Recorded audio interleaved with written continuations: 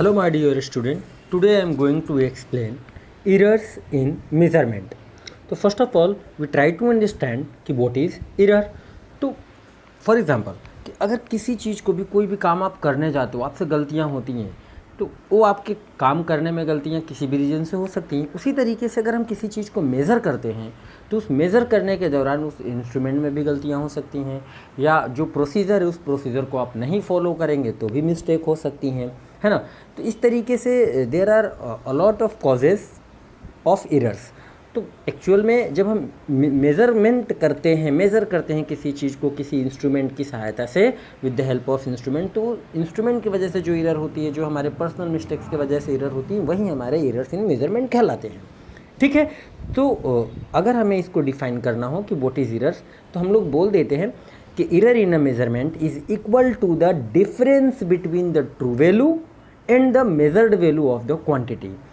क्योंकि हर एक चीज़ का अपना एक ट्रू वैल्यू होता है। फॉर एग्जांपल सपोज़ मैंने आपको 10 रुपये दिए, बोले कि बेटा जाओ 8 रुपये के सामान लाना है, ये कोई भी सामान 8 रुपये का लाना है। आप गए 10 रुपये लेके शॉपकीपर के पास, आप 8 रुपये का सामान परचेज किए।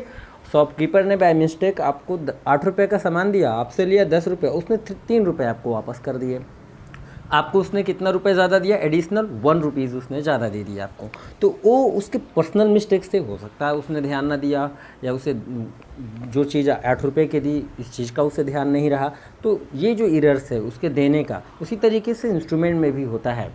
तो हम लोग एरर्स निकालते कैसे हैं कि किसी भी क्वान्टिटी का एरर जो होता है वो निकलता है ट्रू वैल्यू। कैसे निकलता है? True value difference. ठीक है, ध्यान रहे, ट्रू वैल्यू डिफरेंस का साइन हमने लिया और मेजर्ड वैल्यू। ठीक है, मेजर्ड वैल्यू। अब ये मेजर्ड वैल्यू अगर बड़ा होगा तो पहले लिख लेंगे, ट्रू वैल्यू को बाद में लिख लेंगे, और अगर ट्रू वैल्यू बड़ा है मेजर्ड वैल्यू छोटा है तो ऐसे निकाल लेंगे। अब देयर आर एरर्स की अगर टाइप की बात करें तो there are many type of errors. सबसे पहले अगर हम एरर्स के टाइप्स की बात कर लेते हैं अब, तो टाइप्स पे आ जाते हैं। टाइप्स में हमारा एक आता है कॉन्स्टेंट एरर, कॉन्स्टेंट एरर्स। अब ये कांस्टेंट एरर्स क्या है? देखो नाम में ही काफ़ी कुछ चीज़ें हैं। कांस्टेंट एरर्स टाइप्स में, तो ये एक ऐसा एरर है जो कि आपके ऑब्जर्वेशन को सेम अमाउंट से इफ़ेक्ट करता है। तो इसीलिए इसको हम लोग बोलते हैं कि the errors which affect each observations by the same amount are called constant errors. ठीक है, तो ये कॉन्स्टेंटली जनरेट होता जाता है, नहीं कि आप कोई ऑब्जर्वेशन करने में एक पर्टिकुलर सा मिस्टेक हर ऑब्जर्वेशन में कर रहे हो, तो एक कांस्टेंट एरर आपको कंटिन्यूसली उस ऑब्जर्वेशन में देखने को मिलेगा। ओके, अब नेक्स्ट एरर है हमारा, हाँ, सिस्टमैटिक एरर। अब हमारा दूसरा कौन सा एरर आ गया? Systematic errors. सिस्टमैटिक एरर हमारा क्या होता है? ऐसा एरर जो एक पर्टिकुलर डायरेक्शन में, चाहे वो पॉजिटिव हो या नेगेटिव हो, कंटिन्यूसली हो रहा है। तो पॉजिटिव में हो रहा है तो पॉजिटिव में ही एरर मिलेगा, और अगर नेगेटिव में हो रहा है तो नेगेटिव में ही एरर मिलेगा। तो इसको हम लोग ऐसे भी बोलते हैं कि the error which tends to occur in one direction इधर पॉजिटिव और negative are called systematic error. अब सिस्टमैटिक एरर के बहुत सारे पार्ट्स होते हैं। जैसे सिस्टमैटिक एरर का हमारा पार्ट होता है इंस्ट्रूमेंटल एरर। अब इंस्ट्रूमेंटल एरर की अगर हम बात करें, इंस्ट्रूमेंटल एरर्स, तो देखो बेटा, इंस्ट्रूमेंटल एरर्स का मतलब साफ साफ दिख रहा है आपको कि इंस्ट्रूमेंट के द्वारा एरर। ठीक है, तो अगर आपका जो इंस्ट्रूमेंट है अगर वही फॉल्टी है तो ऑब्वियस सी बात है कि आपका जो ऑब्जर्वेशंस होंगे, जो ऑब्जर्व वैल्यूज आएंगे वो गलत आएंगे।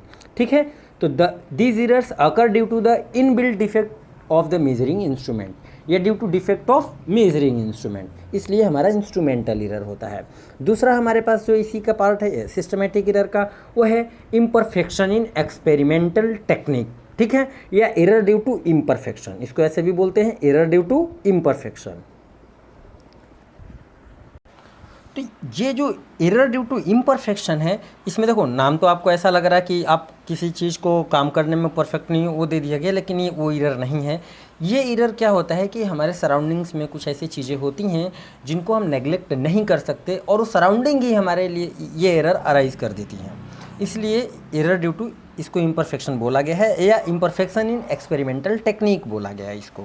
These errors are due to the limitations of the experimental arrangement, ये आपको ध्यान रखना है। अगर इसको हम लोग हिंदी में बात करें तो ये जो एरर्स हैं हमारे तब अस्तित्व में आती हैं जब बाह्य वातावरण यानी कि हमारे सराउंडिंग एनवायरनमेंट में जो परिवर्तन होते हैं, जो चेंजेस होते हैं, उसके अकॉर्डिंग ऑब्जर्वेशन को मेज़र करने में ये एरर अराइज हो जाते हैं। जैसे एग्जांपल के तौर पे अगर हम बात करें कि हम एक ऐसा इंजन बनाने की कोशिश करें जिसमें फ्रिक्शन ना हो, ठीक, क्योंकि हमारे बहुत सारे जो इनपुट एनर्जी होता है वो फ्रिक्शन की वजह से लॉस हो जाता है। तो ये तो पॉसिबल नहीं है ना कि हम कोई ऐसा इंजन या कोई ऐसी टेक्निक बना लें जिसमें फ्रिक्शन ना हो, क्योंकि अगर फ्रिक्शन नहीं रहेगा तो हमारे एनर्जी का लॉस काफ़ी रिड्यूस हो जाएगा, यानी जो एनर्जी लॉस होते हैं वो काफ़ी हमारे सेव होंगे, तो हमारा काम करेगा, है ना।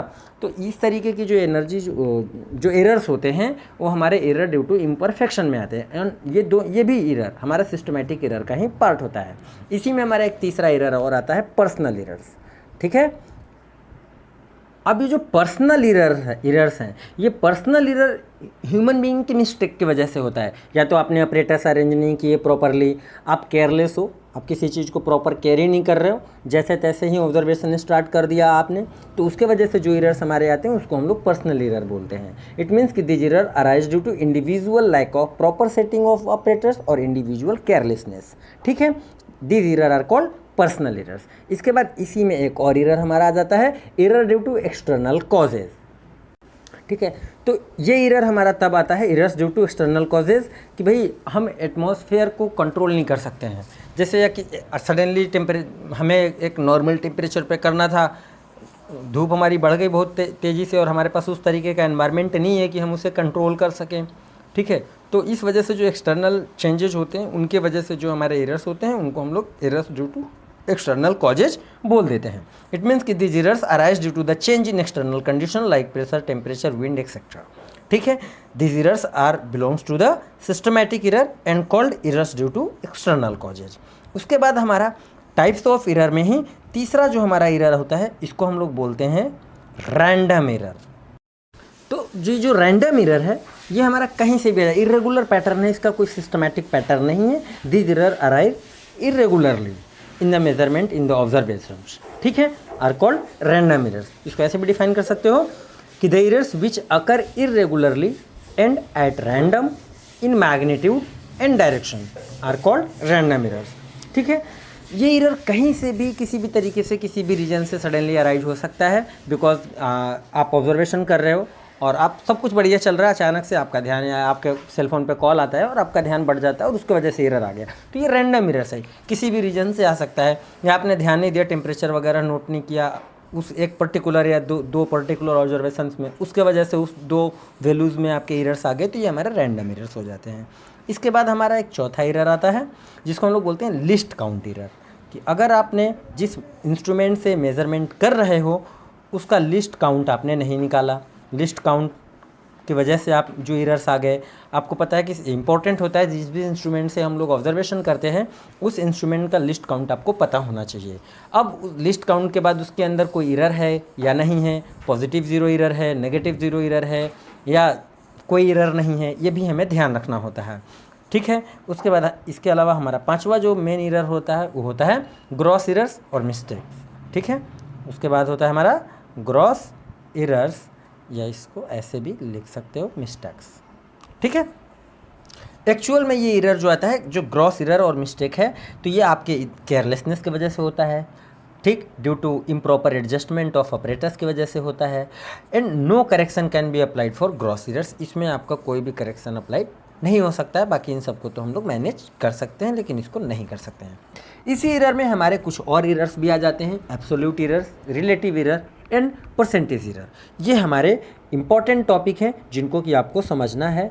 तो सबसे पहले हम लोग बात करते हैं अब एब्सोल्यूट एरर्स की, ठीक है, कि ये एब्सोल्यूट एरर्स हमारे क्या होते हैं। चलो, तो एब्सोल्यूट एरर क्या होता है, इस चीज़ को हम लोग ऐसे समझते हैं। सपोज आप कोई ऑब्जर्वेशन कर रहे हो या कोई प्रैक्टिकल कर रहे हो या किसी भी चीज़ का वैल्यूज़ आपको इक्वेट करना कर रहे हो और आपके ऑब्जर्वेशन कुछ इस तरीके से आ रहे हैं कि A1 आया पहली रीडिंग, A2 आया और A3 आया, और इस ऑब्जर्वेशन का आपको ट्रू वैल्यू पहले से पता है कि ट्रू वैल्यू क्या है। सपोज ट्रू वैल्यू आपके सामने ए गिवन हो, ट्रू वैल्यू आपको क्या पता है कि ट्रू वैल्यू आपका ए है ऑलरेडी, ये चीज़ आपको पहले से मेंशन है या पता है। और अगर ये चीज़ आपको नहीं पता है ट्रू वैल्यू, तो आप लोग कैसे निकाल सकते हो ट्रू वैल्यू, ये चीज़ समझ लो कि आपने कितने रीडिंग्स निकाले, कितने ऑब्जर्वेशन किए, 1 2 3। तो ट्रू वैल्यू निकालने के लिए इसी का मीन निकाल लो, यानी ए जो होता है एक्चुअल में A1 + A2 + A3, या अगर फर्दर आप ऑब्जर्वेशन कर रहे हो जितने भी, अगर मान लो n ऑब्जर्वेशन किया आपने तो n तक का सम करेंगे, यानी कि एक तरीके का सिंपल मीन निकालना होता है n / n, इससे आपको ट्रू वैल्यू निकल आएगा। तो आपके सामने ट्रू वैल्यू पता है कि a है। अब ट्रू वैल्यू और ऑब्जर्व्ड वैल्यू का जो डिफरेंस होता है that's belongs to absolute error. It means कि एब्सोल्यूट एरर को हम क्या लिखेंगे, पहली रीडिंग A1 था तो पहला हमारा आ जाएगा delta A1 = A difference A1, delta A2 A difference A2, delta A3 A difference A3। तो ऑल दीज आर, यानी difference between true value and observed values are known as absolute error. इसके बाद फर्दर आगे चल, इसके बाद आता है हमारा मीन एब्सोल्यूट एरर, यानी हमने पहले शुरुआत में क्या पढ़ा, एब्सोल्यूट एरर। एब्सोल्यूट एरर में हमने क्या पढ़ा कि true value difference observed value, यानी difference between true value and observed values are known as absolute error. Mean absolute error हमारे क्या हो जाएगा कि जो हमारे एब्सोल्यूट एरर्स आ रहे हैं उसी का मीन निकाल दो, यानी average of absolute errors are called mean absolute error. तो मीन एब्सोल्यूट एरर को हम लोग ऐसे लिख सकते हैं कि डेल्टा ए, उसके ऊपर हमने बार का एक सिंपल साइन बना दिया, इससे मीन हो गया ये, ठीक है। तो डेल्टा A1 पहला एब्सोल्यूट एरर था, दूसरा था डेल्टा A2, तो डेल्टा A2, तीसरा था delta A3 divided by 3 observation लिया था मैंने तो 3 कर देंगे, तो इससे हमारा निकल आएगा मीन एब्सोल्यूट एरर। इसके बाद हमारा आता है रिलेटिव एरर। इसके बाद हमारा क्या आता है, रिलेटिव एरर। अब रिलेटिव एरर क्या होता है कि मीन एब्सोल्यूट एरर और ट्रू वैल्यू का रेशियो कॉल्ड रिलेटिव एरर। इसको रिलेटिव एरर को हम लोग फ्रैक्शनल एरर के भी नाम से जानते हैं, this is also known as fractional error, ठीक है। तो फ्रैक्शनल एरर क्या है कि ratio between mean absolute error to the true value, ठीक है। तो relative error is equal to delta A/A, ठीक है। ये हमारा रिलेटिव एरर हो गया। और इसके बाद हमारा आता है डी, परसेंटेज एरर।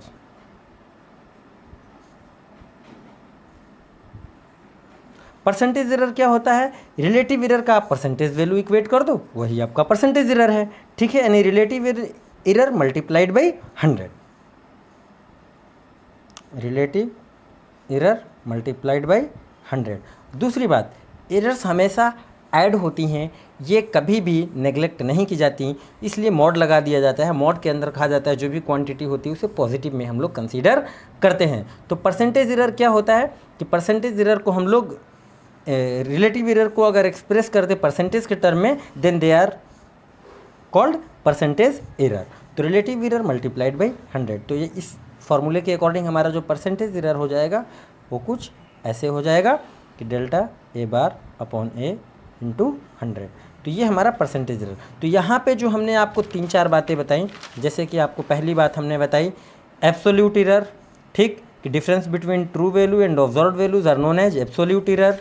दूसरी एरर के बारे में मैंने आपको बताई मीन एब्सोल्यूट एरर, यानी कि average value of absolute error are called mean absolute error, written as like this. अगर आपके पास n ऑब्जर्वेशन है तो यहाँ पे 3 के जगह क्या आ जाएगा, n आ जाएगा, 3 के जगह 3 के जगह पे n आ जाएगा। रिलेटिव एरर क्या होता है कि mean absolute error divided by true value are called relative error. Percentage error क्या होता है कि percentage value of relative error are known as percentage error. तो इस तरीके से हम सारे एरर इक्वेट कर लेंगे। अब ये जो 4 चीज़ों में हम लोगों का ये जो परसेंटेज एरर का कॉन्सेप्ट है, it's a very very important portion of the error. ये आपको अच्छे से क्लियर करना है। नेक्स्ट वीडियो में आपको परसेंटेज एरर के डाउट्स बताएंगे, इसको किस तरीके से अप्लाई करना है बताएंगे, और अगर कैसे क्वेश्चन इससे रिलेटेड पूछे जाते हैं वो सब हम लोग डिस्कस करेंगे। तो आज के लिए इतना ही। Thank you so much and please like and subscribe to my channel.